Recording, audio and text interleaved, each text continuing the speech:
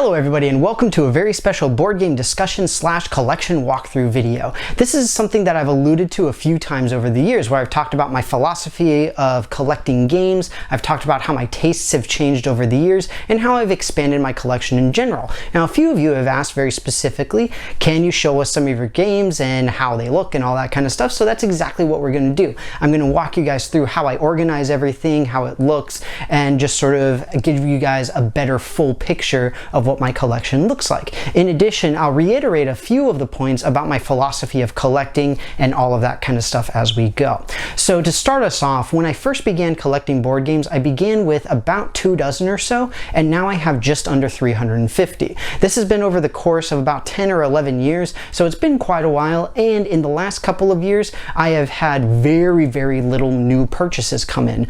It's exceedingly rare and only if I can find stuff that's on a really good sale, in part because my shelves are just sort of bursting at the seams, as you can see by having stuff on top.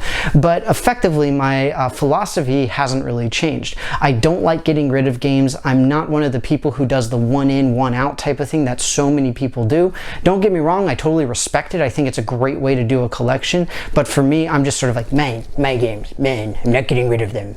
So I just really don't abide by that too well. So we'll go ahead and get started with the sort of general walkthrough, and of course, as always, you guys can put any questions that you have in the comments below about any of the games that you see or the organization or anything like that. So the first thing that you guys probably notice whenever you see my videos is that I have a ton of games that are actually on top of my shelves, right? And part of the reason is because they're too big to fit on the shelves, and the other reason for that is just because I like having the games on the shelves that I enjoy a little bit more. On top of that, I have these arranged in a very specific way, and so the problem is when I get new games, it's really difficult to reshuffle everything. Essentially, all of my games are arranged alphabetically. So we start over here with numericals, so this is 12 Realms, 7 Wonders Duel, and we sort of go over here. This is the end of the first shelf, and then we go down to the next. Up on this shelf, we start with C with Cathedral. We go all the way to the end over here with Dimension, and then we go to the next shelf, and next shelf. Now, for those of you who have been around for a few years, you may remember that previously all of my games were stored on the big metal utility shelves.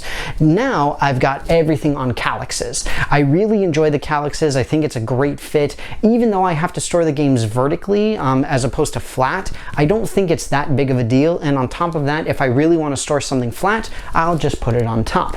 In addition, most of the things that you see, well, maybe not most of them, but some of the ones on top, you can see I've got Photosynthesis, Dice Throne, Game of Thrones card game, Dice Forge, a few others. These are all games that are still in cellophane, and part of that is because they're brand new, and of course I've got Twilight Imperium 4, Gloomhaven, these games that just can't really physically fit onto the shelves, even if I found a particular place for them, right?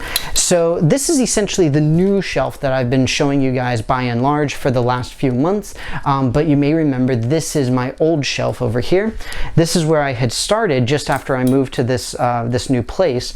This was my previous background, and so you can see we've got my 2 Twilight Imperiums over here, and now you can see we've got my new one with Wingspan. I've got my my One Night collection, a bunch of other stuff, and again, most of this stuff up on top of the shelf simply because it doesn't really fit very well onto the shelves, and much less being able to put it in the proper alphabetical order. But starting right here with Legendary, once again we go all the way over, and then to the other side there with Nefarious, that little white box at the end, and then we'll come back over here and we start off with our Nexus Ops / Ninja Burger, go all the way to Praetor, and then down and down and down. Again, all going alphabetical order and staying consistent with the other side.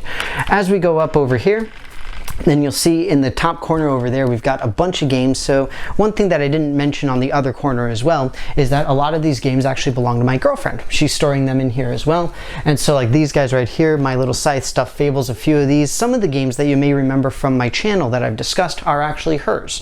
And the fact is that I actually really like them. They're fun games, but I personally don't own them. They actually belong to her. And so it makes it kind of nice because that way I don't have to worry about buying more games, right? But again, we're just finishing off everything down here, and so as we go down, then at the very edge we've got XCOM and Zombicide right over there.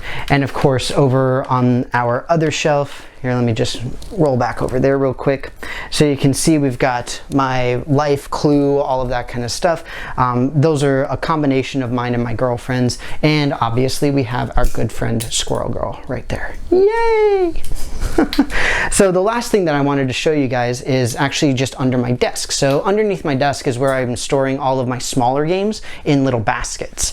So those will be things like my Munchkin, Cards Against Humanity, Bonanza, you know, little things like that. And the thing is, a lot of them are not necessarily games that I don't enjoy and don't want to have on the shelves, but it's more just that they don't fit anywhere else. And so I just keep them in these little baskets.